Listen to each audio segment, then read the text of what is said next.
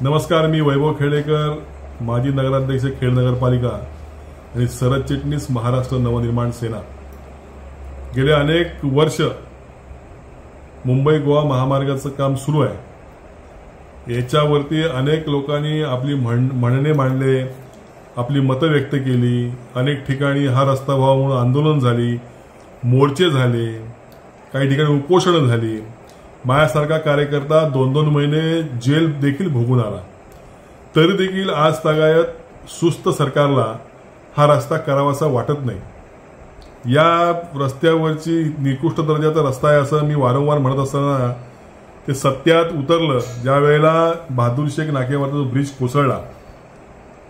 आजही 31 डिसेंबर ही डेडलाईन होती सेंट्रल गव्हर्नमेंटची, परंतु माझ्या माहितीप्रमाणे ही डेडलाईन त्यांनी रस्ता अपूर्ण असल्यामुळे वाढवलेली आहे।